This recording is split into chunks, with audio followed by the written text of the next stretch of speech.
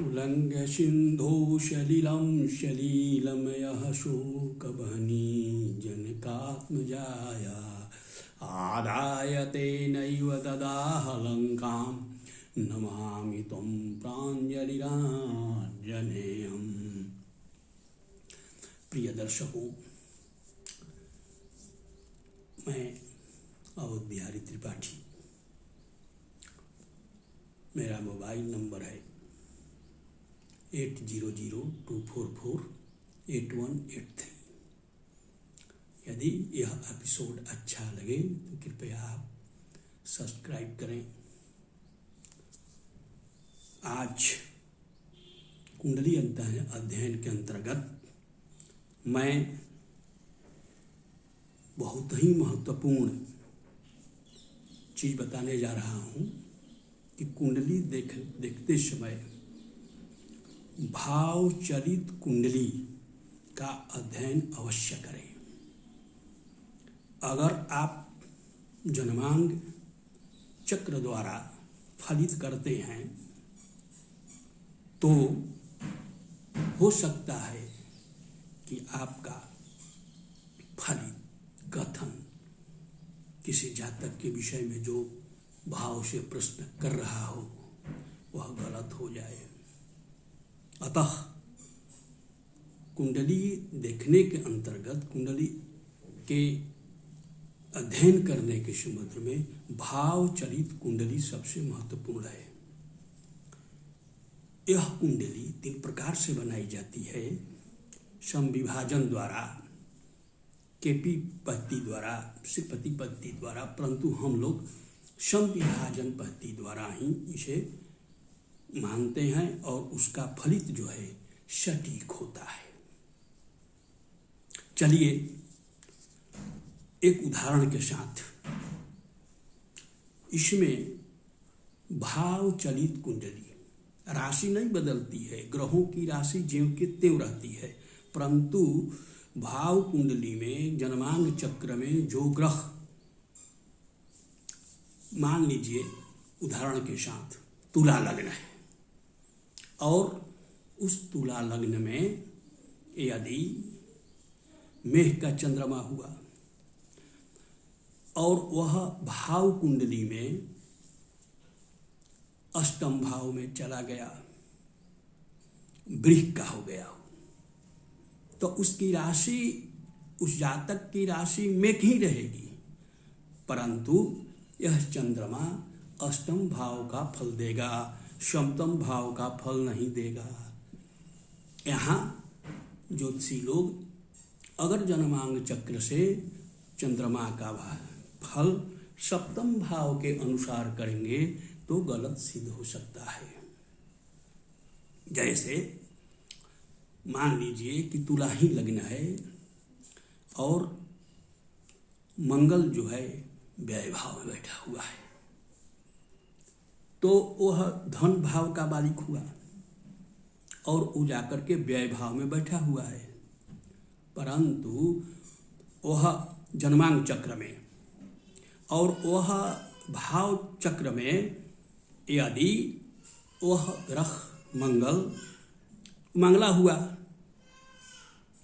धन भाव का भी नाश कर रहा है यहाँ, और स्वयं मंगला और या मंगली हुई, मंगली में मंगली स्त्री हुई तो मंगली और मांगलिक हुआ, तो यह यदि भाव कुंडली में मान लीजिए सरक करके वो चला गया आय भाव में, तो वह मांगलिक नहीं रहेगा, मांगलिक दोष समाप्त हो जाता है। भाव बदल गया, राशि तो नहीं बदली परंतु भाव बदल जाता है, तो यहाँ हम मांगलिक जो दोष है वह कमी हो जाएगी और यहाँ प्रभावहीन होगा। और जैसे मान लीजिए कि जन्मांग चक्र में केंद्र में बैठे हुए बृहस्पति हंस योग बना रहे हैं, रुचक योग बना रहा है, केंद्र में बैठ करके मंगल अपने घर में स्वगृही होकर के उसी तरह से शनि मान लीजिए कि शस्त्र योग बना रहा है मकर में बैठ करके, अपने राशि में स्वराशि में केंद्र में बैठ करके मालव्य योग बन रहा है, बुध बना रहे हैं। तो इस तरह से कहने का मतलब एक जो कारक जो पंच महापुरुष महायोग होता है, वो अगर भाव कुंडली में शनि अपने घर का हो, चतुर्थ भाव में मान लीजिए कि शनि जो है बैठा हुआ है मकर का, तो शस्त्र योग बना। और यदि वह भाव कुंडली में पंचम भाव में सरक कर चला गया तो वह शस्त्र योग भंग हो गया। इसी तरह से बृहस्पति मान लीजिए कि धनु में केंद्र में बैठा हुआ है और वह जो है भाव कुंडली में मकर में चला गया, नीच का हो गया, तो वह हंस जो भंग वहाँ हो गया और वह जो है नीचत्व मकर राशि में होने से नीच वहाँ का फल देने लगेगा। तो यह जो है जन्मांग चक्र के अनुसार यदि हम दशा अंतर्दशा पर ध्यान देंगे तो चलित भाव में जो जन्मांग चक्र में जो ग्रह बैठा है वह भाव में चला गया तो उसी के अनुसार फल देगा। एक बात और, इसमें मान लीजिए कि भाव लग्न में लग्न कुंडली में जो ग्रह मुचका बैठा हुआ है और वह भाव कुंडली में यदि संधि पर चला गया, संधि पर बॉर्डर पर चला गया, इस जैसे आय भाव में बैठा है और व्यय भाव में भी नहीं गया, उसी संधि पर चला गया तो वह प्रभावहीन हो जाता है, वह फल बढ़िया नहीं देता है। इस प्रकार भाव कुंडली को मद्देनजर रखते हुए हम अगर कथन कहेंगे भाव कुंडली, भाव चलित कुंडली, यानी राशि नहीं बदलती परंतु भाव जो है बदल जाते हैं। मान लीजिए कि प्रश्न जो है कोई जातक मुकदमे के संबंध में या कर्ज के संबंध में कर रहा है, तो जिस भाव से वह प्रश्न कर रहा है उसका भाव कुंडली हम देखेंगे। जन्मांग चक्र पर मान लीजिए कि उस भाव पर हम कथन कह रहे हैं तो गलत होगा। भाव कुंडली देखना, चलित भाव कुंडली देखना अत्यंत आवश्यक है। उसी प्रकार धन के संबंध में अगर हमें विचार करना है तो होरा चक्र में हम जाना पड़ेगा। विवाह संबंधी कोई प्रश्न करता है तो निवास चक्र भी देखना पड़ेगा। अगर वह जो है रोग दुख के बारे में षष्ठांग चक्र देखना पड़ेगा। तो इस तरह से चक्रों का केवल जन्मांग चक्र से ही अगर हम फलित करते हैं तो वहाँ सटीक फलित नहीं होगा। इस प्रकार जो है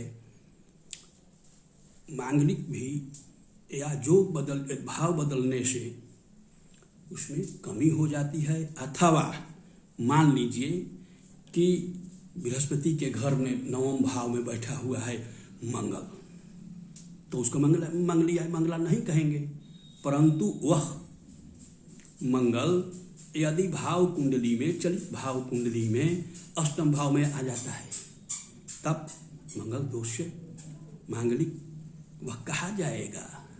और मंगल से ही शादी करना, मांगलिक लड़के से ही शादी करना अच्छा रहेगा। अतः आज कुंडली अध्ययन के अंतर्गत लग्न कुंडली को ही आधार न मान करके भाव कुंडली को और लग्न कुंडली को दोनों को अध्ययन करते हुए ये काम करना चाहिए। भाव कुंडली में ग्रहों का बल, राशि अथवा जो कारक ग्रह जैसे हैं वो सब नहीं बदलता, वो तो जो कारक कहेंगे ही जाएंगे। अगले एपिसोड में हम बताएंगे कि लग्न के अनुसार कौन सा जो कारक ग्रह है, कौन मारक ग्रह है, कौन सम ग्रह है, उसके अनुसार ही हमें जो है निर्णय करना होगा। आज यहीं पर विराम दे रहा हूँ। नमस्कार।